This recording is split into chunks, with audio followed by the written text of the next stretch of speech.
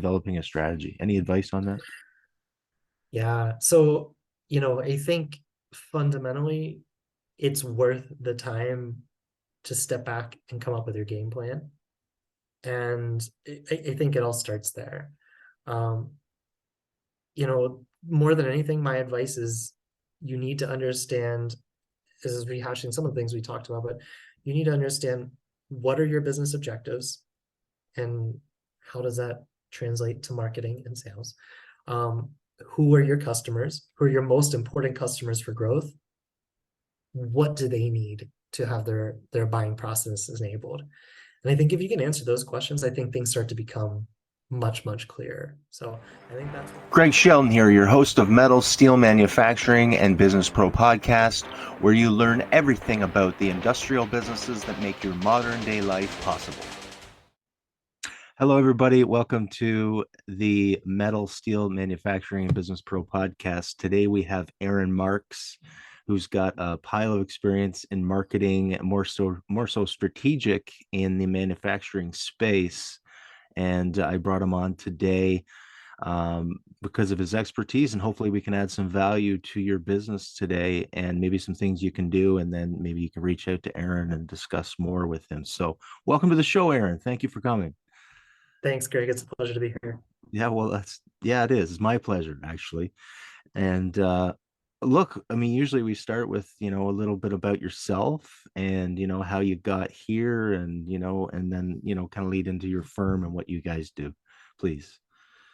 Yeah, I've been running this marketing agency for about 2 years now, and there's been a really natural kind of fit in focus because for the decade prior to that I led marketing in-house at a range of companies, especially manufacturers.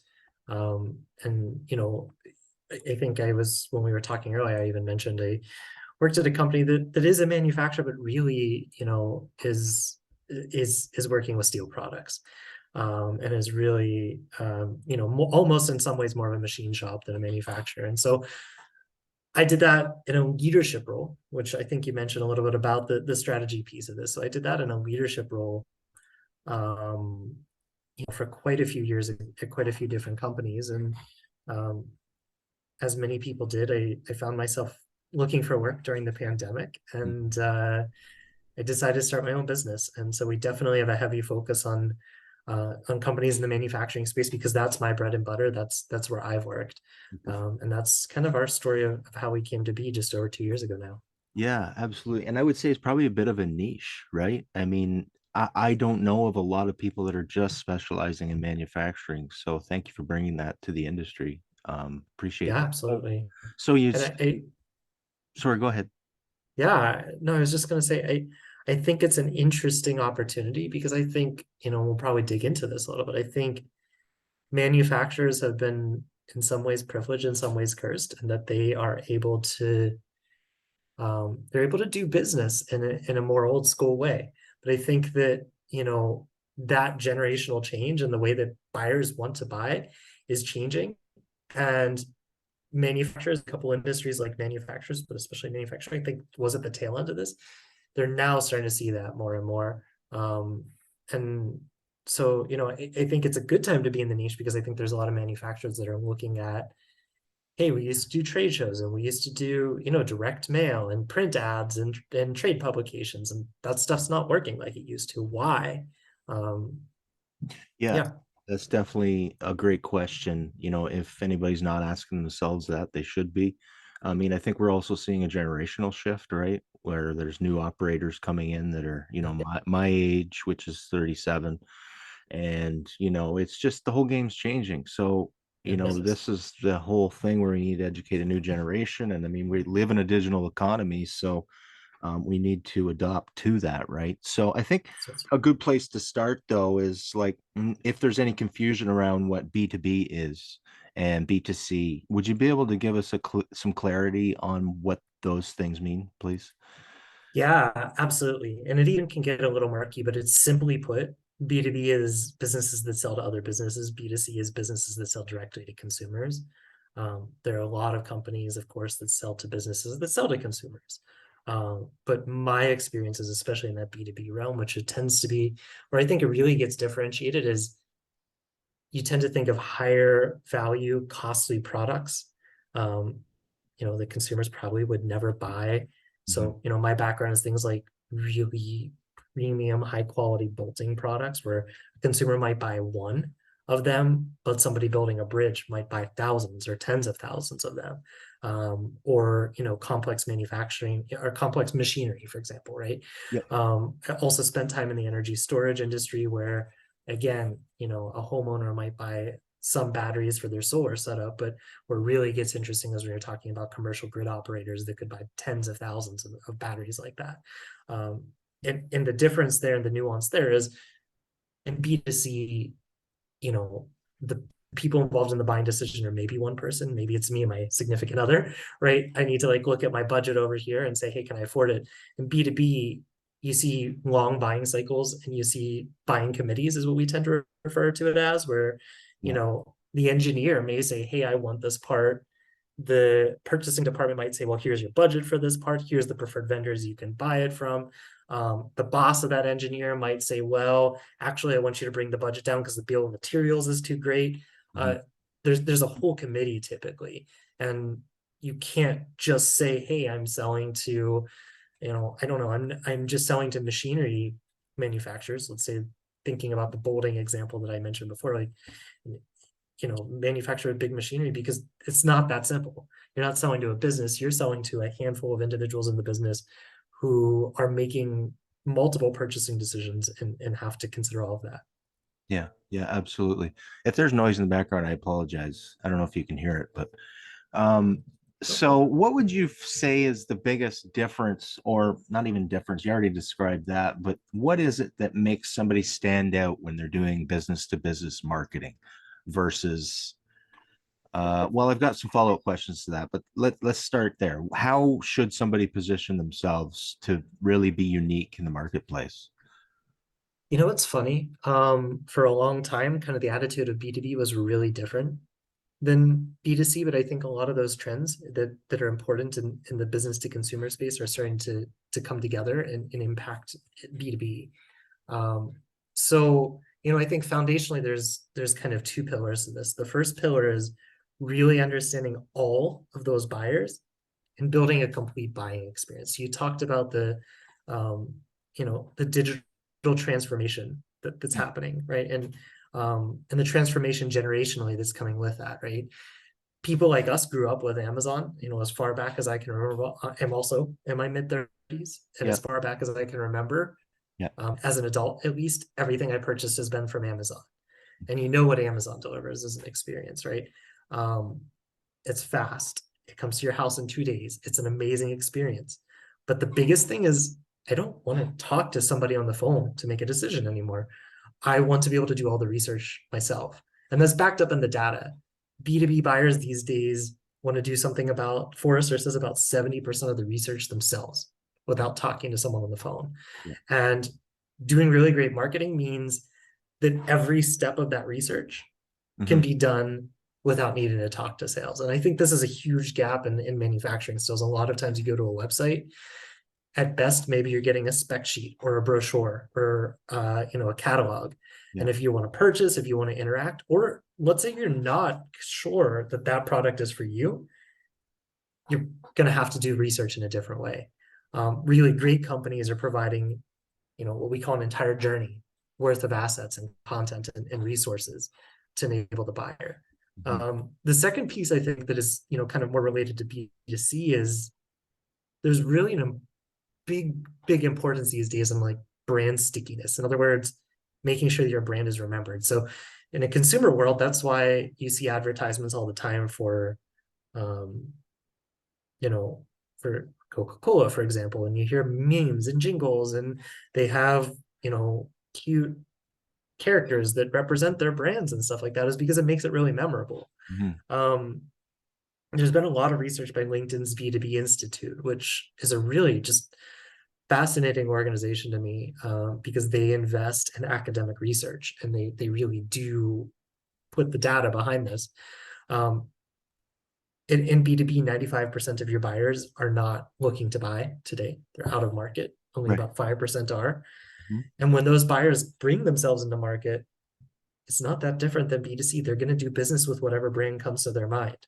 Mhm. So if your marketing isn't making sure that that your brand stays top of mind, whoever that incumbent is in your space is probably getting the business. Yeah. So especially if you're a smaller business and you're trying to be punchy and stand out, unfortunately, if you're not putting in the efforts to make sure your brand's staying top of mind, there's a pretty good chance when your customers come into market, you're never even going to be in the conversation. Yeah, okay. And let's get tactical about that in the conversation. How do we stay top of what are some tools and strategies that are available today that people can use to stay on top of and stay forefront of people's minds? It's a great question. I will start with a little bit of an anecdote. In a prior marketing leadership role, I joined a business, and about 5 years ago, 6 years ago, one of the first things we did is phased out all the email newsletters people were doing internally because we were just sending them haphazardly and carelessly. But it's funny, I mention email newsletters because I think it's one of the easiest low-hanging fruit that a business can do. Yeah. The key is if you start sending it every week and it's a product ad, or it's, here's our promotions, Right. people are going to disengage from that. But if it's a combination of that with educational content, with things that help people based on every step of the journey, right? Because again, a large portion of your list is not in market today, probably 95%. Mhm. So blog content and things like that. It's a great way to stay top of mind.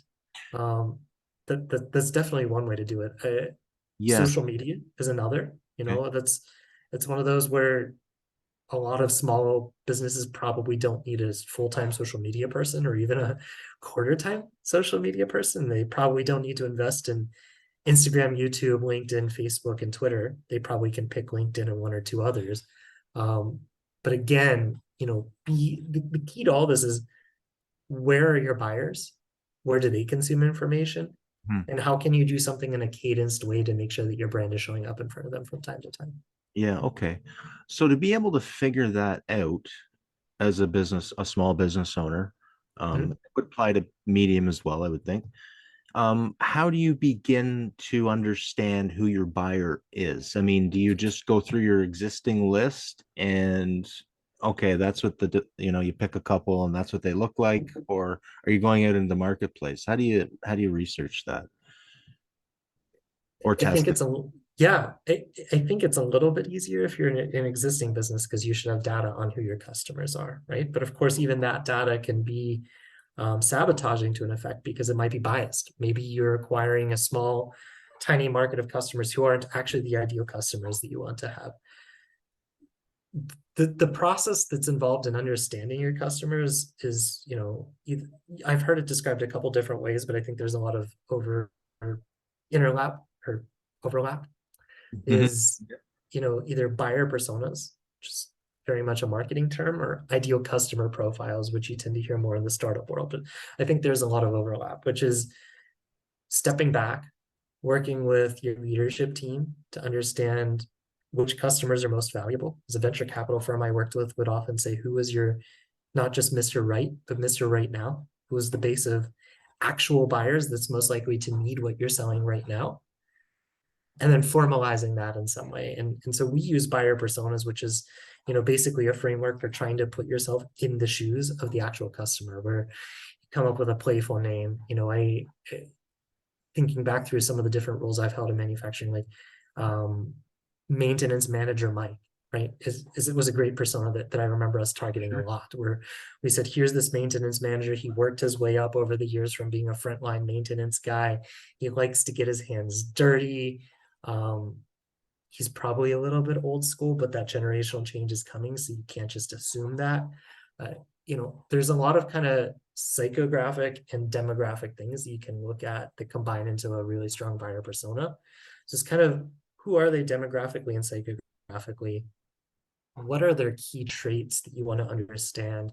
Um, a maintenance manager's ultimate nightmares are things like unexpected and unpredicted machine downtime. Right? That's a huge one. Mhm. Another one is injuries in the workplace. And I happen to sell a product and work with a company that sells a product that sells both of those, which is a really great value proposition. Yeah, absolutely. Um, and you know, and so that's the other piece of the pie is what are their challenges? What are their goals? How do you solve them? And if you can understand all of that, you're well on your way to understanding Yeah. how to reach them and sell to them. Yeah, absolutely. In a previous podcast, we talked about hot buttons. I don't know if you're familiar with that term, but Yeah. how do you, for somebody that knows, absolutely nothing about this, they're busy running their business every day, and that's they need to do that, and they're not worried about where's the business coming from because they've had clients for 20 years, but things are changing for them. How do you start to identify that base fundamental strategy to stand out in the marketplace, like um identifying those hot buttons? Can you reach out to them and ask them, or is it just through conversation? Is it surveys? What is it? It can be any and all of those. I think, again, I think that it just depends on your business, where your maturity is, and how much money and time you have to put into it, right? I think the absolute most important thing when I talk about money and time is you hear a lot of business leaders that say we don't have the money and time, just go. That's a mistake, Yeah. right? It is okay to go if you put in some intentionality in terms of formalizing your hypothesis. My theory is that this is probably the right customer for us. Here's why, here's who they look like, all of that stuff. But I think a really the fastest path to this, in my experience, is to talk to your sales team. Um, and this is often how I've started is when you hear the, hey, Aaron, we don't have the time to invest $20,000 into a survey and market research and all those things that come with it. Okay, so let's get all the sales team in a room and let's hear their perspective because they're the closest to the customer.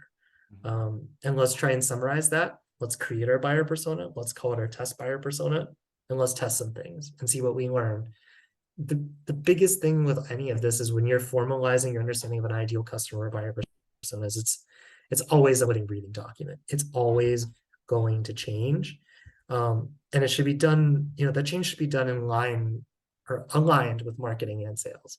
Right. That alignment is essential.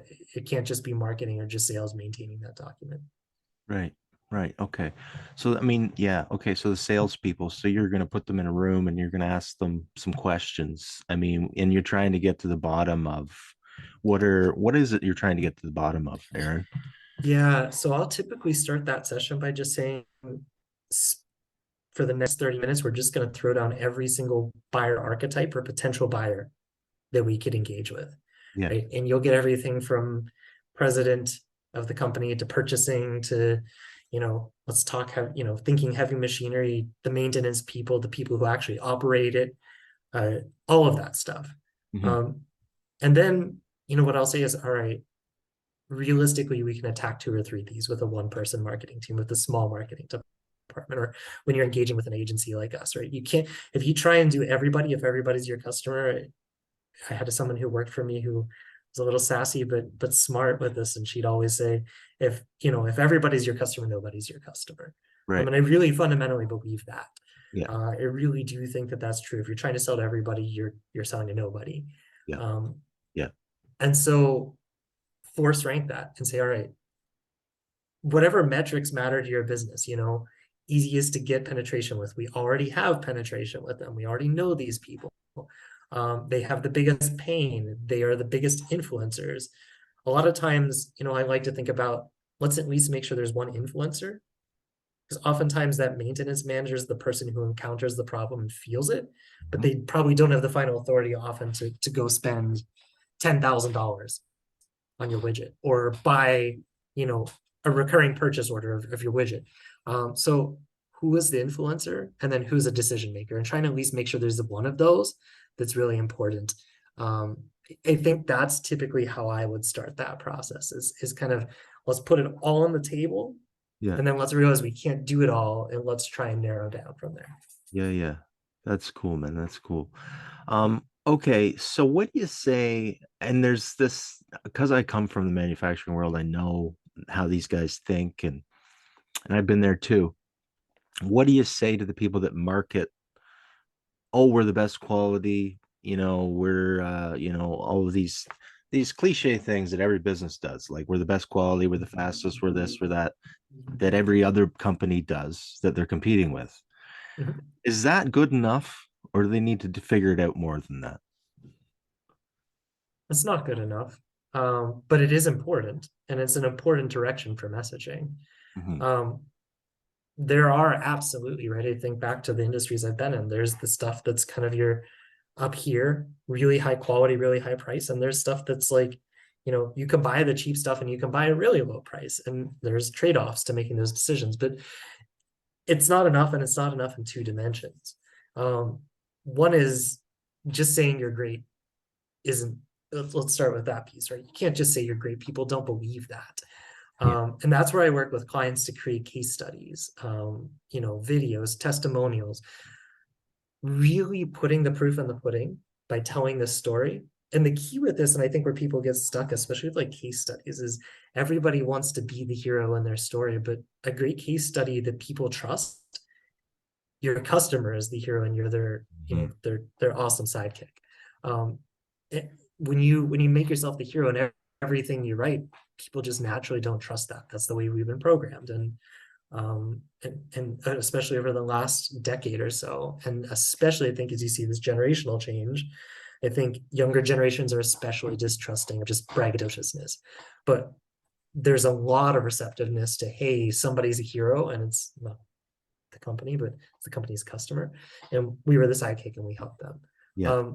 I think that's a big piece of it. But the second piece of it is the vast majority of your prospects aren't ready to care about that stuff, right? Because they're that, hey, we have the best quality product only matters if I've actually started to narrow in and decide on the types of products I want to buy. Um, let's use the bolting industry again as an example, just because I know it so well in the fastener industry. Um, you know, the problem doesn't start off with, hey, I want a fastener that will never come loose during vibration. The problem starts off with my bridge collapsed and people died. Right? I mean, that's a really extreme example. Sure. I have 4 people that I pay a full-time salary that walk through our entire factory floor every week and tighten the damn bolts. And that's costing me $200,000 a year, not to mention the times when they miss something and we have unplanned downtime. Those are the pain points people are starting with. And if you think about, there's a big disconnect between my machines are failing and, oh, hey, we've got an awesome quality product. There's a lot of research that needs to be done before they can get to that point. And that's where, so one of the assets I've created as an example for that was just your complete guide to fasteners. It wasn't promotional about us. It ranked every other single one, and it was honest. Yeah. Yeah. And when you're encountering this problem about, or even, as simple as like, why do bolts come loose on a machine? An article on that, helping people understand the why, so they can then move on to start to think about the solutions, Yeah. helping guide them through all the solutions that are available so that you earn their trust.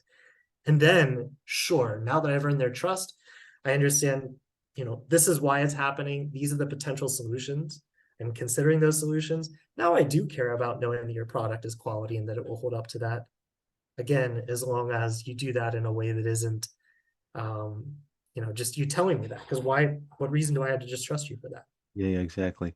So you got to add the value, is what you're saying, and you got to, so you can do that through automated emails or whatever. Just maybe every, what do you think's a good amount of time between emails? Let's say you're sending emails of high value, like every week, or Yeah. You know, it, it's one of those that's tough to give a catch-all answer, but I think kind of a good gauge is where you're starting. And if you're sending nothing, if you start sending a weekly email, your customers, your prospects are going to be like, what the heck, right? And they're going to opt out. And without getting into too much detail, there's a lot of reasons why just spraying and praying with email is bad. Mhm. The biggest one is that there's a concept called deliverability, which is basically if people don't read your emails and they don't engage with them, they go into their spam folder and they'll never see them again. Yeah, So it's actually really important to not just kind of spray and pray with emails. So if you're starting from nothing, I think that where and a lot of the clients we work with do start with nothing.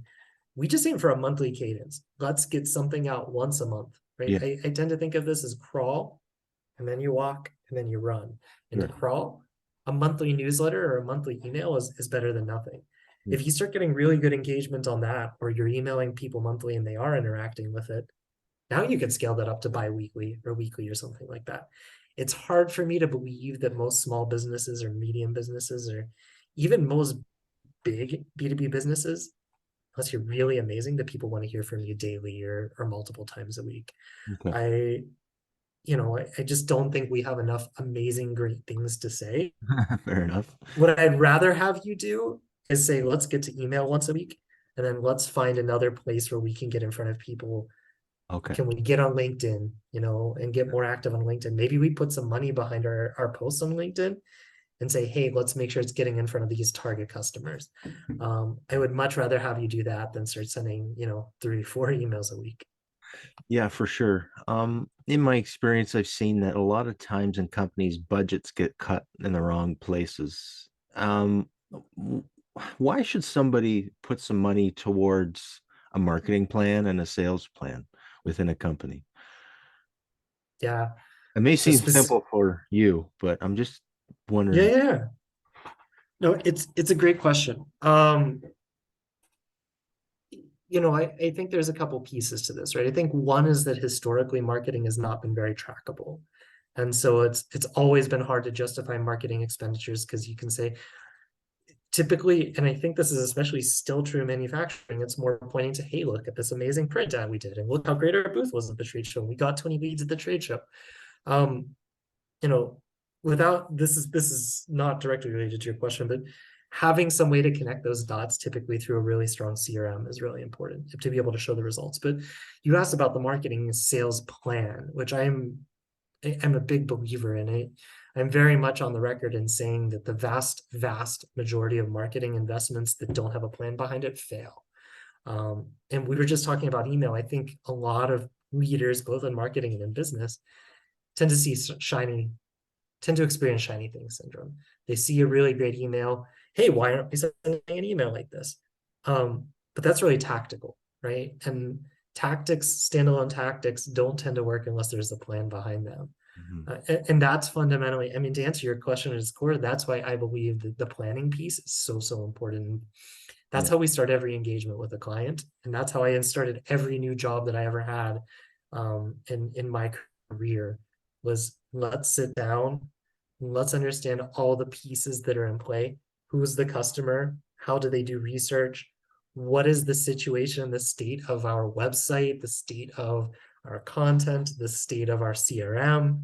Um, and the last piece is what are the business's objectives? Because often one of the biggest challenges I see with marketing is marketing's operating over here, sales and leadership is over here, and there's this huge gap between them.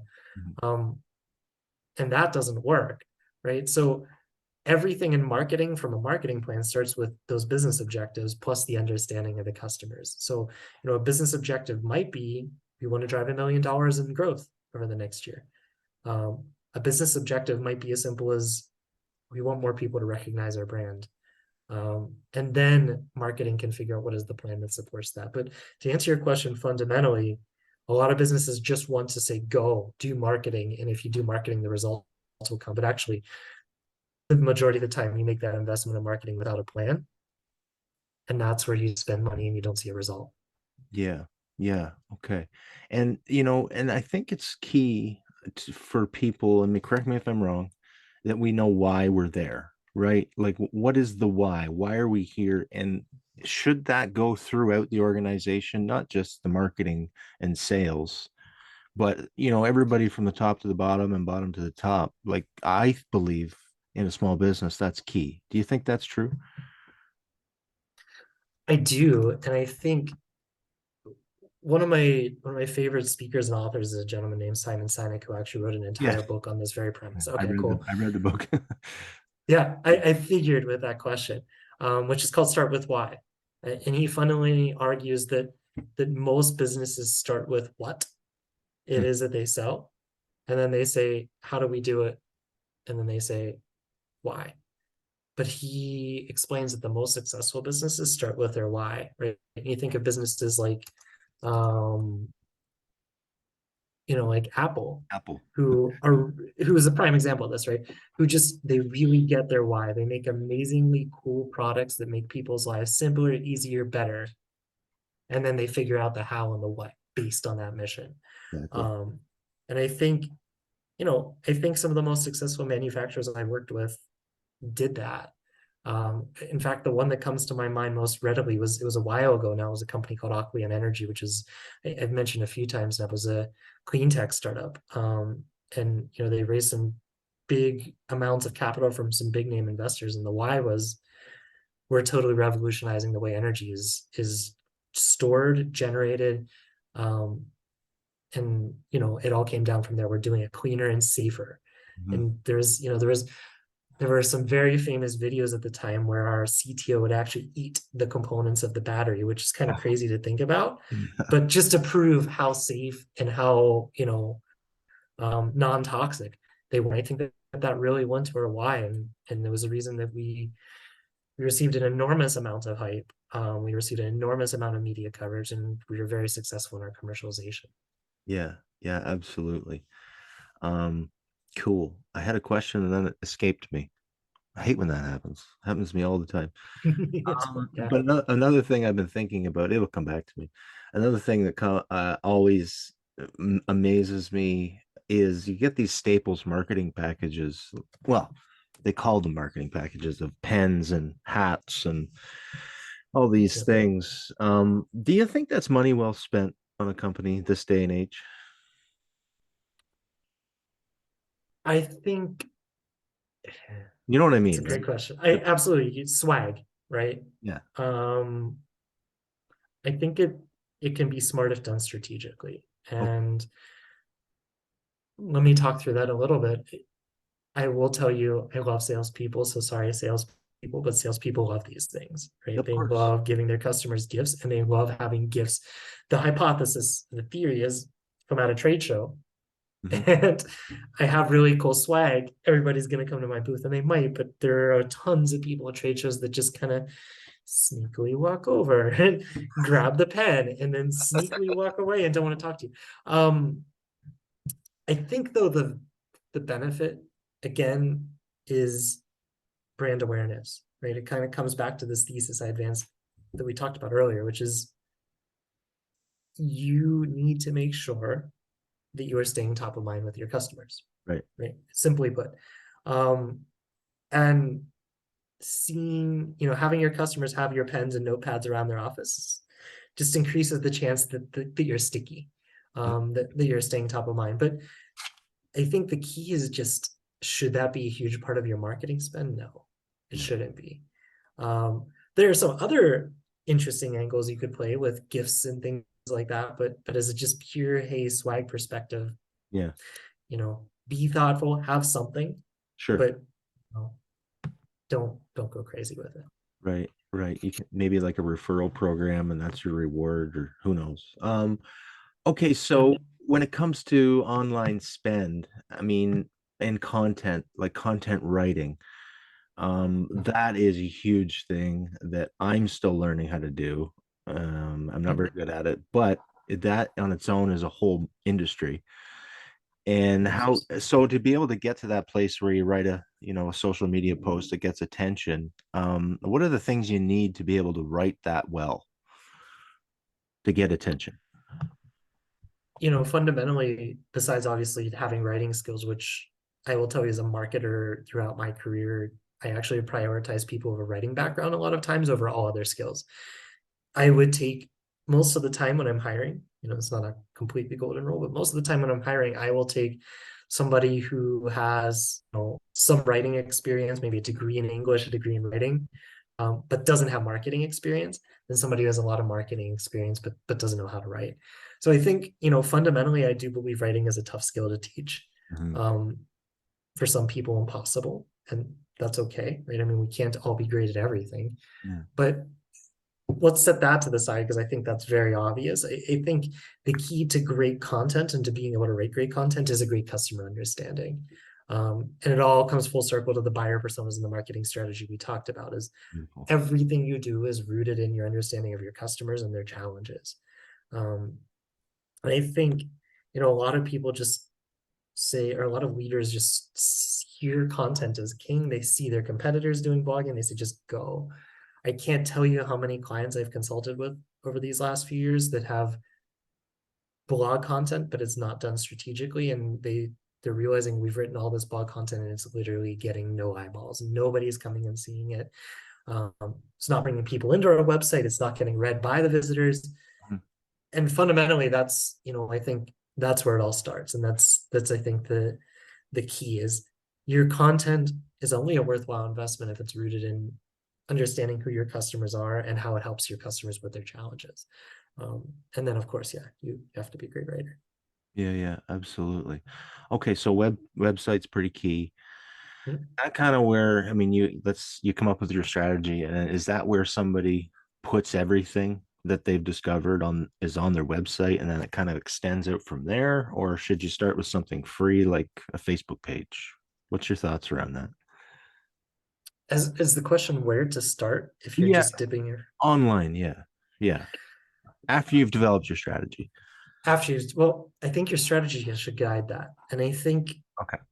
again, my goal isn't to promote myself, but I think that's one of the ways I've tried to differentiate my business is there are a lot of agencies, a lot of marketing firms out there that have a copy paste model. Um, we apply the same model to everyone. I had a client who I served as kind of a fractional CMO and supported who had been working with an agency like that and really struggled. I think that only works if you really know what you need. If you've done the diligence to create your marketing plan, then I think that if your marketing plan then says, hey, Facebook is where to invest, and you say, hey, I'm going to go hire a Facebook freelancer, Facebook, that's great. But it's not a one size fits all answer. And Mhm. that's why we always start with let's create the marketing plan and then let's let that guide what we do. I will say, there are some foundational elements that I think I would be surprised if there wasn't some component to in a marketing plan. So we talked about content, we talked about email. These days I don't know that most small businesses see an ROI on social, but your customers are going to go check social. And if you don't have something there, if you haven't posted in 8 months, they might be a little bit suspicious of your business, even if you're a 40-year-old established manufacturer. Yeah. Um, so, I think those are a couple of the foundations that I almost always see emerge in a marketing plan. But um, even how do you actually do those? Do you prioritize Facebook or LinkedIn? Yeah. Do you focus on what we call organic, where you just post, or do you focus on ads on those platforms? Uh, all of that, I think, is really answered by your strategy. And Greg, if you'd like, I do have an ebook Yeah, that I I've mean, written that is yeah, of course. yeah, it's basically my entire mindset and approach that I've used throughout my career and we use with our clients now, as far as how do you create your marketing strategy. And I can make sure that you can share that with your readers and they can download a copy Yeah, because that I, would be I think it's exactly the process that you need to go through to get to these answers that you're asking, wow. or Wow. the answers to the questions you're asking. Well, thank you for that. That's Yeah. appreciated. I'll read it myself. So okay, cool, man. Well, I was gonna ask you, so where do people find you? And what's the name of your business again? Yeah. So we're Aspire Marketing Group, and given the competition of getting a cool domain name, ours is aspiremarketing.group.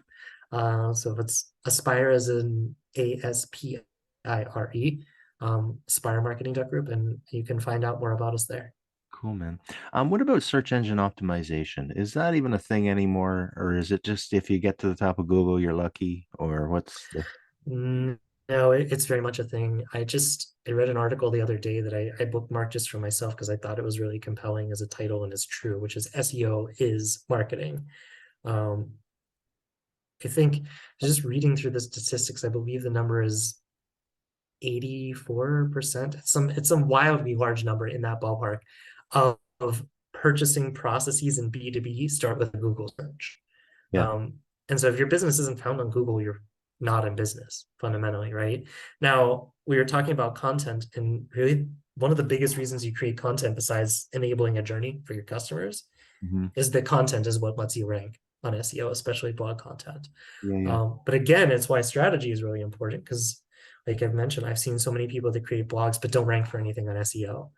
SEO is vitally critical and is, again, foundationally is a part of something we do with every single client. We invest in SEO because if you cannot be found on Google, they're going to find someone else and you're not going to get the business. That's right. Yeah, there's definitely a bias towards the first page, or the first couple spots. And I mean, even if we think of our own patterns, I go to Google for absolutely everything.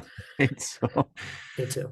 And that's, I've seen that backed up in the data even years ago in the manufacturing space. It really is how people do the research. But I think the nuance is that if you're somebody that's followed SEO for a little while and think that, SEO used to be all about just, hey, let me identify some keywords, widget for motorcycles, I don't know, right? sure. And it's not how people search anymore, right? The goal used to be, hey, I'm going to come up with a handful of keywords and I'm going to try and rank really high for them. If you think about your own Google behavior too, it probably represents this for a lot of people. People don't go to Google and search by keywords anymore. They search for a wide variety of things. What is the best solution to this? Or what are all the options to solve this problem? Mm-hmm. What do I do when machines face downtime? Right? There's so many different ways that people can turn to Google. The way SEO is done is different from how it used to be, but I still believe it's vitally important. Okay. Excellent. All right, Aaron. Well, look, I appreciate your time, but I just one last question. What kind of advice can you give to small to medium-sized businesses to, increase their revenue or at least get onto a road of learning or starting with that, developing a strategy? Any advice on that?